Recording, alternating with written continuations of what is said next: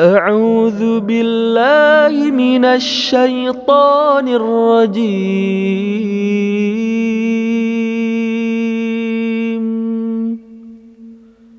بسم الله الرحمن الرحيم.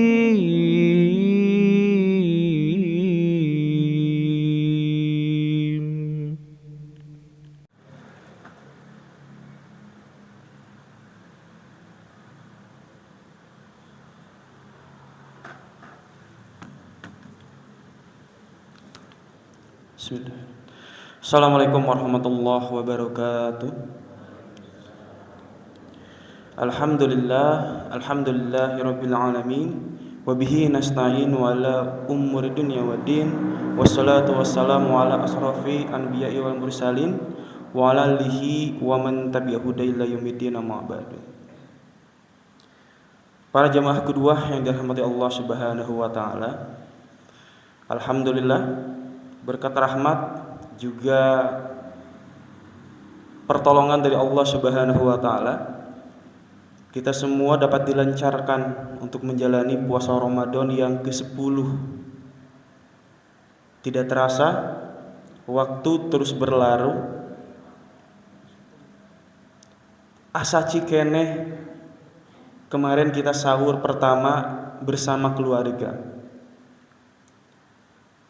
Tapi sekarang sudah menginjak ke-10, kurang lebih 10 dan 11 Ramadan. Alhamdulillah, dengan keadaan sehat walafiat.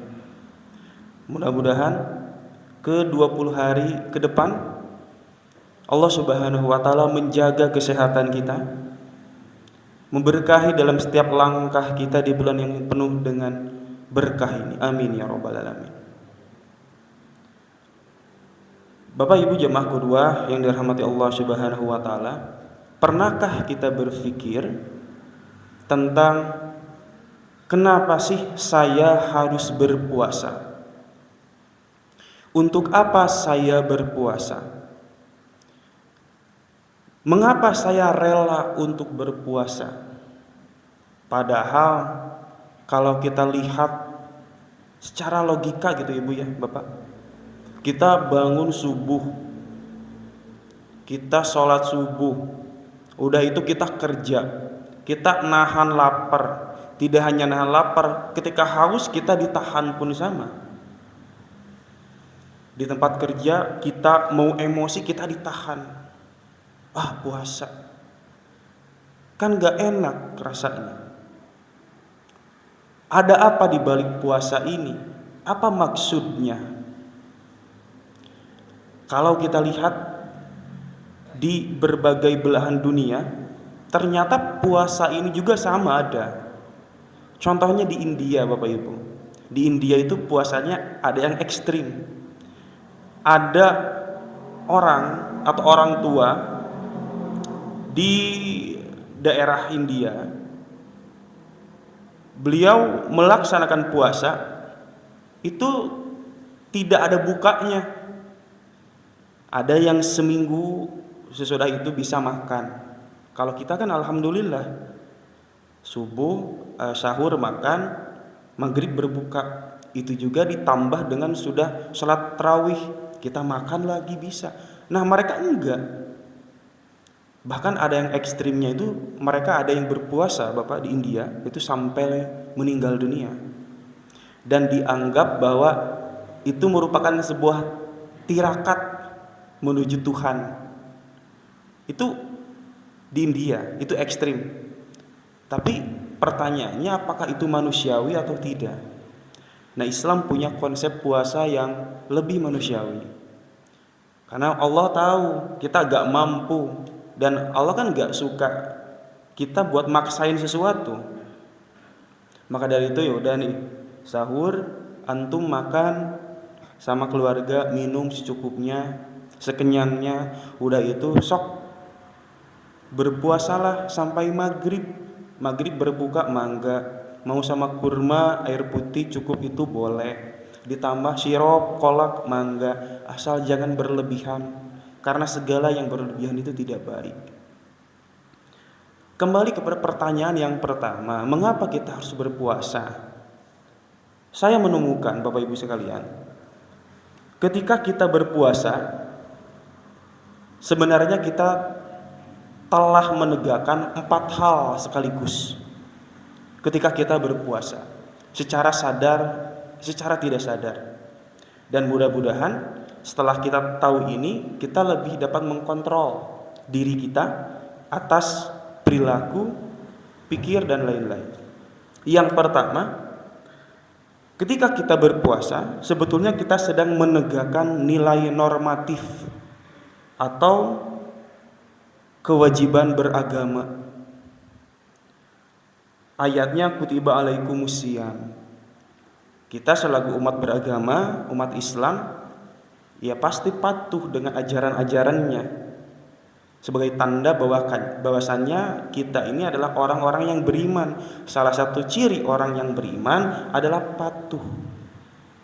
Kita telah menegakkan syariat, telah menegakkan nilai normatif dalam diri kita dan dalam kehidupan kita.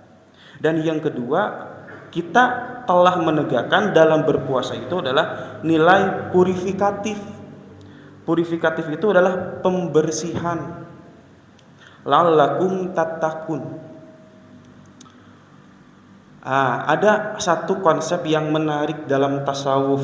Ini nggak tahu nyambung, nggak tahu enggak. Cuman nanti coba kita hubungkan antara variabel dan variabel yang lain. Dalam konsep tasawuf itu ada di dalam diri manusia ada 2 unsur penting yang bernama lahud dan nasud. Lahud itu nilai Tuhan, nasud itu nilai-nilai manusia.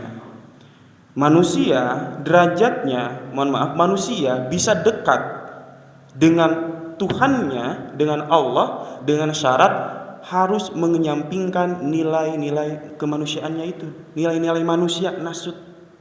Apa nilai-nilai manusia? Yaitu adalah makan, minum, sesuatu yang sifatnya material. Entah itu sifat-sifatnya juga, sifat-sifat seperti angkuh, sombong itu hilangkan. Karena pada dasarnya di dalam diri kita ada sesuatu yang suci yang bernama ruh. Dan hanya ruh itulah yang akan menghadap Tuhan dalam konsep tasawuf tersebut. Yang kedua, tujuan kita berpuasa itu kan untuk mencapai derajat la'allakum tattaqun, bertakwa. Nah, orang yang bertakwa ini didefinisikan sebagai seorang hamba yang hatinya bersih. Tidak hanya hatinya, bahkan luarnya pun mereka sangat mencintai kebersihan. Berpakaian, lingkungan, dan lain-lain. Lebih dalam daripada itu adalah hatinya suci dari apa? Dari dosa-dosa. Nah, salah satu untuk mencapai takwa yaitu adalah dengan puasa. La'allakum tattaqun. Yang ketiga, ketika kita berpuasa, kita sedang menegakkan nilai yang ketiga, yaitu adalah nilai preventif. Preventif itu apa? Adalah pencegahan. As-saumu junnatun. Saum adalah benteng pertahanan atau perisai. Perisai dari apa? Perisai dari segala hal yang merusak diri kita. Ada hadis yang ini tentang pemuda, ya, tentang pemuda yang siap menikah, jadi Bapak Ibu sekalian. Jadi barang siapa ya dari kalian yang hadisnya itu mau menikah tapi belum mampu, maka berpuasalah. Nah, berpuasa itu adalah perisai dari kezaliman-kezaliman yang akan datang. Sadar ataupun tidak, Bapak Ibu sekalian, ketika di luar Ramadan kita sering kali lepas kontrol terhadap emosi kita. Wah, itu gampang ngambek, gampang tersinggung. Terus ada kita main ke warung bertemu dengan teman-teman kita, itu gibah itu gampang banget.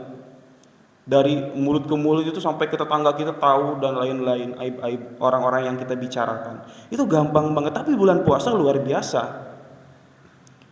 Kita tahu kita melakukan dosa, mau melakukan hal yang buruk, kita sadar, astagfirullahaladzim, aduh abdi nuju puasa, liren heula. Nah itu perisainya, puasa itu sebagai perisai.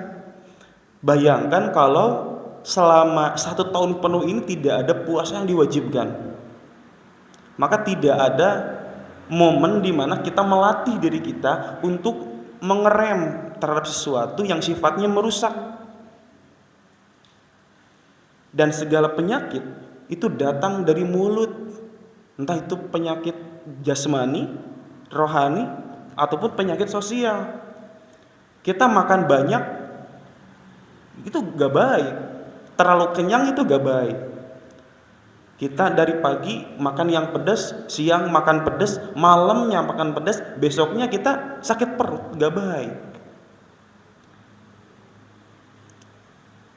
Kita gak gampang akrab dengan tetangga, dengan orang lain. Karena apa? Karena mereka tidak suka dengan cara kita berbicara, dengan cara kita menyampaikan informasi. Kita dipandang arogan, bla bla bla dan lain-lain. Karena apa? Karena mulut kita senantiasa tidak bisa menjaga mulut kita. Nah, momen puasa Ramadan ini selama 1 bulan adalah riyadhah pendidikan. Berharap bahwasanya kita setelah keluar dari bulan Ramadan adalah menjadi versi yang lebih baik lagi. Nah, itu adalah nilai yang ketiga setelah dari nilai normatif, modifikatif, dan preventif. Yang keempat, ketika kita berpuasa itu kita sedang menegakkan nilai preservatif atau pemeliharaan.